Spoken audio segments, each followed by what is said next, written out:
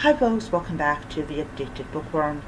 Alrighty, so I don't know if this is going to be my last video of the day. I don't really know. I ordered something from Amazon. I know I said I wasn't going to, but I decided to buy another case for my Nook Glow Light 4 because using this is not comfortable at all. So I bought a clear case. And then it says for the Nook Glow Light 4, so because this is essentially the same body, I got it and also picked up some more stickers. So the stickers are coming in today and the case is coming in tomorrow. So when the case comes in tomorrow, I will show them both off. So this is Jingle All the Sleigh. By Dakota Cassidy. Alright.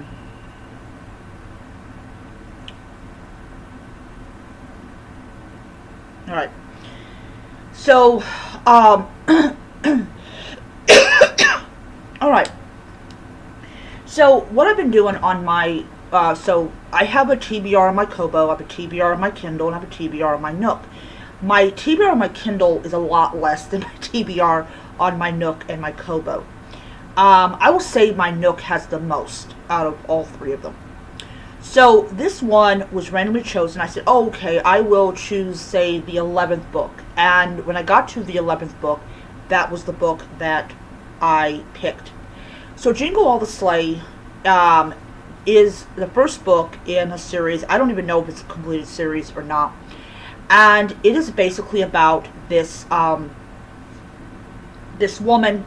She is a witch, and we have a dead body. And of course, of course, we all have to find out what in the world did this person do in their life to cause them to die. And I want to say I did not read this book every day. So like Barnes and Noble, they try to get you to read a book every day. This is why they have like free read weekend and all that type of stuff. And so I didn't read it every day. I read it maybe a couple times a week and stuff like that. This is what happens when you have 3 e-reading devices and you've got books through all 3 of those platforms. But I decided to go ahead and get down to it and actually read the book. There was like 16 chapters in the book, so it's a really quick read if you have the time to actually do it. So she's trying to figure out what did our victim do to deserve this particular end, and by the time she gets to the truth, we find out that it is a lot deeper than we thought. And it all centers around this little 10-year-old boy called Joey. He's basically dying. So his mother's going to sell her business and use the money to finance his treatment. And fortunately, this gentleman comes along and offers all of this glorious money for the property, and then he backs out on it, and that's how he ended up dead. This is a mother who killed to get revenge. It's a very sad type of book because the killer's reasoning is not revenge. It is revenge. Greed, or like, oh, you cheated on me with some dude and I'm going to kill you, and I have killed you. No, this is simply an elderly woman who literally decided to take this person's life. In the end, it was a sad story because we kind of feel bad for the killer, but we actually don't, because there are actual rules about murdering someone.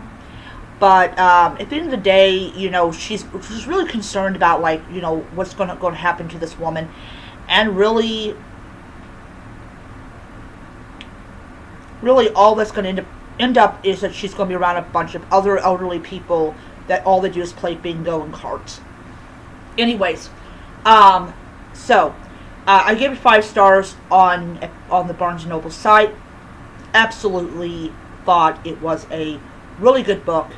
and I enjoyed it. So the next book that I'm going to be reading after this is, well, I'm reading now, is Murder in the Library. So I'm now down to 113 books. So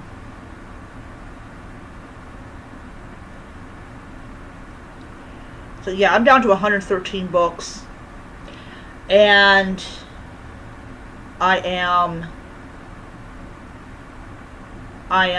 very, very, very happy. So yes, I'm getting there. So I will not be picking up any more books from Barnes & Noble until I'm at least down to like 90 books. And it's not difficult for me not to buy any more books because, you know, because I just have too much to read. Alrighty, that is my video. I will see you guys next time. Bye.